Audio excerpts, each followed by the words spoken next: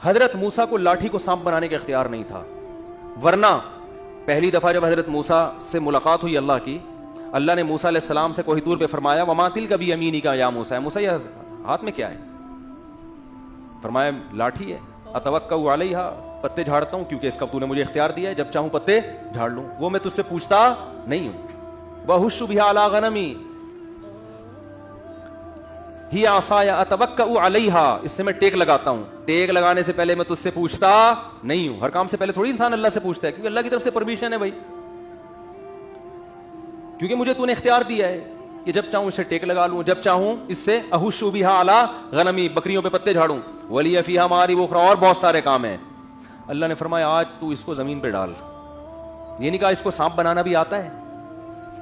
اگر اللہ پوچھتے حضرت موسیٰ فرماتے اللہ یہ تو میں نے نہیں کیا کبھی، اس لیے اللہ نے فرمایا اس کو زمین پہ ڈال۔ جب زمین پہ ڈالا، قرآن کے الفاظ ہیں فَإِذَا حَيَّةٌ تَسْعَىٰ، سانپ بن کے دوڑنے لگی۔ چونکہ حضرت موسیٰ نے نہیں بنایا تھا سانپ، حضرت موسیٰ گھبرا گئے، اور اللہ قرآن کہتا ہے موسیٰ علیہ السلام خوف سے بھاگے ہیں، وَلَمْ يُعَقِّبْ، پیچھے مڑ کے نہیں دیکھ رہے۔ یہ قرآن کے الفاظ ہیں۔ خود بنایا ہوتا تو ان کو پتا تھا بھائی میں خود لاٹھی کو سانپ بنا بھی سکتا ہوں اور سانپ کو ریورس کر کے دوبارہ لاٹھی بنا سکتا ہوں، پھر یہ خوف ہوتا؟ بھاگ رہے ہیں کہ بھئی تو سانپ بن گیا۔ یا موسیٰ اقبل، اے موسیٰ واپس پلٹ، ولا تخف، ڈر نہیں، سنعیدها سیرتها الاولی، تو اس کو پکڑ لے، ہم اس کو دوبارہ لاٹھی بنا دیں گے، ہم بنائیں گے لاٹھی اس کو۔ یہی وجہ ہے کہ حضرت موسیٰ نے لاٹھی کو سانپ بنتے دیکھا، مگر پھر بھی ہر دفعہ اللہ کی وحی کا انتظار کرتے تھے۔ جادوگروں نے جب رسیاں پھینکی اور ہزاروں سانپ بن کے موسیٰ علیہ السلام کی طرف دوڑی ہیں، تو قرآن کہتا ہے فَأَوْجَسَ فِي نَفْسِهِ خِیفَةً مُوسیٰ، موسیٰ کے دل میں خوف پیدا ہوا یہ سانپ مجھے کھا نہ جائیں۔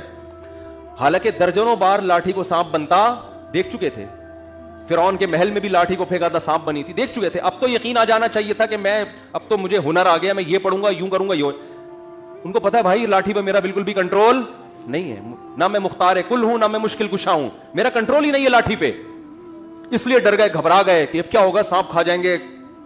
تو اللہ فرماتے ہیں قلنا لا تخف، اللہ نے وحی کی، اے موسیٰ، کیا عجیب آیتیں ہیں یار، بڑا مزہ آتا ہے قرآن عربی میں پڑھنے میں، قرآن اردو میں نہیں سمجھ میں آئے گا، اصل عربی ہے۔ قلنا لا تخف، موسیٰ ڈرنا، انک انت الاعلی، آج جو پورا مصر جمع ہوا ہے نا مقابلہ دیکھنے کے لیے، تو ایک طرف اور ہزاروں دوسری طرف، آج یہ مقابلہ کون جیتے گا؟ حالانکہ گراؤنڈ ریئلٹی اور زمینی نقشہ اس کے اگینسٹ ہے، ہزاروں سانپ دوڑ رہے ہیں، اور موسیٰ علیہ السلام کے پاس مقابلے کے لیے نہ کوئی غلیل، نہ کوئی تلوار، نہ کوئی بندوق، ایک لاٹھی سے کتنے سانپ ماریں گے؟ اس لیے پیغمبر ہو کے بھی، کلیم اللہ ہو کے بھی کیا ہو گئے؟ گھبرا گئے، اور ہم کہہ رہے ہیں انک انت الاعلی، آج تو غالب آئے گا۔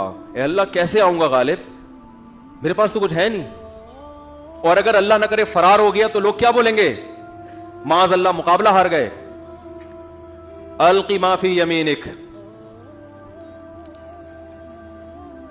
اے موسیٰ تیرے دائیں ہاتھ میں جو لاٹھی ہے اسے زمین پہ ڈال دے۔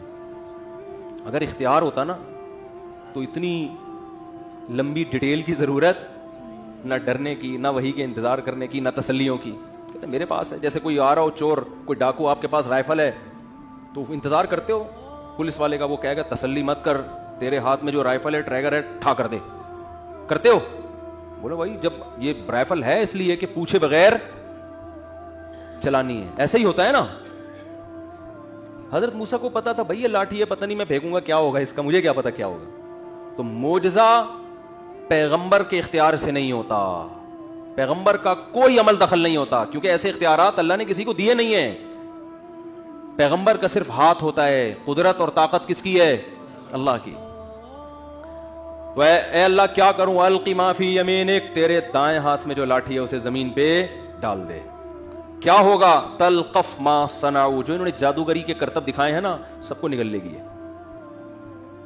یہ کیا کرے گی؟ سب ختم۔ ایک لاٹھی زمین پہ پھینکی، اژدہا بن کے ایک سانس لیا اس نے اور سارے سانپ اس کے پیٹ میں۔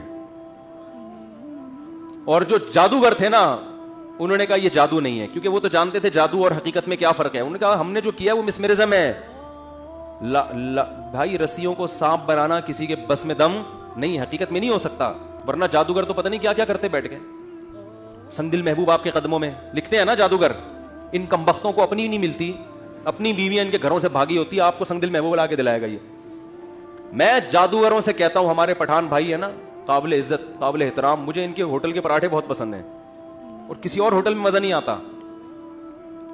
تو میں ان جادوگروں سے کہتا ہوں یار تو کسی پٹھان بھائی کے ہوٹل سے فری میں ایک پراٹھا اٹھا کے لے آ, خالی پیسے دیے بغیر. جو کسی ہوٹل سے پراٹھا لا کے آپ کے سامنے ڈش میں نہیں رکھ سکتا, وہ محبوب جو سنگدل بھی ہو, اس کو آپ کے قدموں میں لا کے کہاں سے ڈالے گا یار؟ کچھ عقل کی بات ہے؟ تو مت برباد کرو اپنے آپ کو ان عاملوں پر. ان سے بولو پہلے تو پراٹھے پہ تجربہ کر. وہ ہوٹل والا تیرے ایسی چترول لگائے گا نا جب تو لے کے جا رہا ہوگا, جن لے کے جائے بھوت لے کے جائے, وہ نہیں چھوڑے گا. اب کوئی پراٹھے والا آیا چپکے سے پیسے دیے بغیر لے جا رہا ہے, تو ہوٹل والا کہے گا کہ آپ چونکہ جن ہیں لہذا لے جائیں. آپ کیا کہ بھائی پیسے کے بغیر, یا ہم نے جنات کو کھلانے کے لیے ہوٹل نہیں کھولا, یہاں پہ بزنس ہے, ورنہ کل کوئی چڑیل آئے گی وہ 6 پراٹھے لے جائے گی. تو القی ما فی یمینک, اے موسیٰ تیرے دائیں ہاتھ میں جو لاٹھی ہے اسے. ہاں میں کہتا جادوگروں کو یقین ہو گیا کہ یہ جادو نہیں ہے, ہم نے تو آنکھوں کو دھوکہ دیا ہے, حقیقت میں تھوڑی لاٹھی سانپ بنی ہے, اتنا جادوگر کے پاس پاور نہیں ہوتی ہے. لیکن موسیٰ نے جو کیا ہے یہ انسان کا کام نہیں, تو حقیقت میں سچی مچی کا اژدہا ہے. تبھی قرآن کہہ رہا ہے فَأُلْقِيَ, فا کہتے ہیں 1 سیکنڈ بھی تاخیر نہیں ہوئی ہے, سارے جادوگر ایک دم سجدے میں گر گئے اور کہنے لگے آمنا برب ہارون. پبلک سجدے میں نہیں گری ہے کیونکہ پبلک کنفیوز ہو سکتی تھی, لیکن جادوگر کنفیوز نہیں ہو سکتے تھے. انہوں نے کہا یہ جادو نہیں ہے بھائی, حقیقت میں کیسے بن گئی, یہ تو خدا کا کام ہے. سارے جادوگر سجدے میں گرے اور کہنے لگے آمنا برب ہارون و موسیٰ, ہم موسیٰ اور ہارون کے رب پر ایمان لائے. وضاحت بھی کر, اگر وہ کہتے ہیں نا رب پر ایمان لائے, فرعون کہتے ہیں اچھا خوش فہمی آتا ہے, رب مجھے ہی کہہ رہے ہیں. نا موسیٰ اور ہارون کے رب پہ. فرعون نے کہا معاذ اللہ, نورا کشتی ہے, دونوں نے پہلے سے مکمکا کیا ہوا تھا کہ تم فتح ہوگی, تم شکست قبول کر لینا, پھر دونوں مل کے حکومت کریں گے. نورا کشتی ہے. لأقطعن ایدیکم وارجلکم من خلاف, فرعون نے جادوگروں سے کہا ہاتھ پاؤں کاٹ کے سولی پہ لٹکا دوں گا. تو جادوگر نے کہا قبول ہے, لٹکا دے. اگر یہ نورا کشتی ہوتی جادو موت قبول نہ کرتے. سیاسی لوٹے جب مفاد کی وجہ سے لڑکتے ہیں تو جہاں مفاد زیادہ ہوگا وہاں لڑکیں گے کہ نہیں لڑکیں گے؟ کیا خیال ہے بھائی؟ بھائی جب مفاد ہی اصل ہے, تو جب فرعون نے کہا لٹکا دوں گا, تو وہ کہہ سکتے تھے کہ ہمارا تو مقصد مصر کی حکومت تھی, قتل ہی ہو گئے تو کیا فائدہ, تو وہ کہتے تھے فوراً رجوع کر لیتے. لیکن انہوں نے کہا فقضی ما انت قاض, اے فرعون سولی پہ لٹکانا تو دور کی بات ہے, تو جو کر سکتا ہے ٹکڑے بنا کے آگ میں ڈال دے, کر لے. کیونکہ ہم نے جو دلائل دیکھے نا, ما جاءنا من البینات, موسیٰ کے برحق ہونے کے جو دلائل ہم نے دیکھے ہیں نا, ان دلائل کے مقابلے میں تیری دھمکیاں ہم پہ اثر نہیں کریں گی.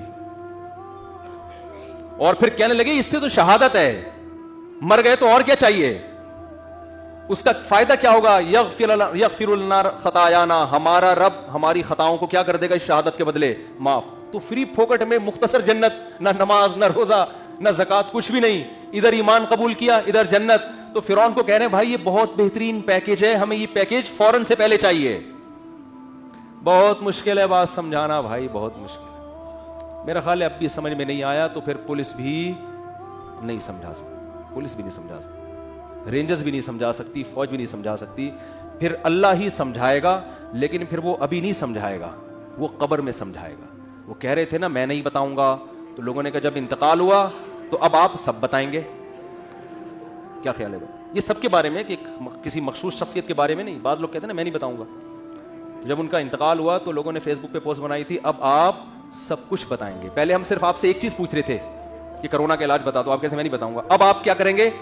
یہ ٹھیک ہے, ایک مخصوص شخصیت کا یہ مقولہ ہے, لیکن مراد اس سے سب ہیں کہ جو دنیا میں نہیں بتا رہے ہوتے نا, نہیں سمجھ میں آ رہا ہوتا. میرا مقصد کسی شخصیت کا مذاق اڑانا نہیں ہے کہ آپ سمجھے میں ضمیر نقوی صاحب کا مذاق اڑا رہا ہوں. میں ایک مثال دے رہا ہوں کہ بھائی آپ جتنا بھی کہہ لیں میں نہیں بتاؤں گا, قبر میں جا کے اب آپ کیا کریں گے؟ سب بتائیں گے. اگر وہ صحیح بتا دیا تو کامیابی ہے, غلط بتایا تو ناکامی. تو میرے بھائی یہ جو ربیع الاول پہ اور یہ جو مختلف معجزے کے میں نے دلائل دیے ہیں, سمجھ میں آ گئے تو ٹھیک ہے, نہیں آئے تو قبر میں جب پہلی رات ہوگی, چاہے وہ کسی بھی تاریخ کو آئے, چاہے محرم ہو یا ربیع الاول ہو یا سفر ہو یا رمضان ہو, تو آپ کی سمجھ میں آ جائے گا. ایک چٹکلا سنا کے بات ختم کر دوں, بالکل اسٹیمپ لگ جائے گی, مزہ آ جائے گا. وہ ایک آدمی گدھا لے کے جا رہا تھا بیچنے کے لیے. ایک آدمی رفیع بھائی پہ بٹھائیں, پہلے 2 آدمی, ٹھیک ہے, بار بار اٹھنے کی کر رہے ہو. بس یہ آخری ہے بالکل, اور یہ آج ہی ہوا ہے, تھوڑا چھٹی کا دن ہے تو ہم نے کہا غریبی لگا دیں. ایک آدمی گدھا بیچنے جا رہا تھا اور لوگوں نے پوچھا کیا کر رہا ہے, کہہ رہا ہے بازار میں گدھا بیچوں گا, ٹھیک ٹھاک پیسے ملیں گے, اچھے ریٹ ملیں گے. اس نے کہا انشاءاللہ کہہ دے کہ اللہ نے چاہا تو. اس نے کہا انشاءاللہ کہنے کی کیا ضرورت ہے, گدھا نسلی گدھا ہے, میرے پاس ہے, بازار میں اس کی ویلیو ہے, کسٹمر کھڑے ہوئے ہیں, تو انشاءاللہ ماشاءاللہ کیا, جیسے لبرل لوگ کہتے ہیں نا انشاءاللہ ماشاءاللہ کیا ہوتا ہے, سب کچھ سیٹ ہے. اللہ کی قدرت, کوئی گدھا چھین کے لے گیا اس سے, واپس آ رہا ہے, وہی بندہ ملا, ہاں بھائی گدھا کہاں گیا, کہہ رہے ہیں انشاءاللہ گدھا لے کے جا رہا تھا, ارادہ یہ تھا کہ انشاءاللہ کوئی کسٹمر مجھ سے خریدے گا, ارادہ یہ تھا کہ انشاءاللہ اچھی قیمت ملے گی, لیکن ماشاءاللہ کوئی بندہ لے کے بھاگ گیا. اس نے کہا میرے بھائی اب انشاءاللہ ماشاءاللہ لگانے کا فائدہ نہیں. تو میرے بھائی اب سمجھ میں آ جائے تو ٹھیک ہے, ورنہ قبر میں بولو گے ماشاءاللہ مفتی صاحب کا بیان بہت اچھا تھا, فرشتے سے کہو گے. اور انشاءاللہ ایک دفعہ زندگی مل گئی تو پراپر طریقے سے اس پر عمل کریں گے, انشاءاللہ بھی ماشاءاللہ بھی. فرشتہ کہے گا اب ٹائم گزر چکا ہے. اللہ تعالیٰ عمل کی توفیق عطا فرمائے.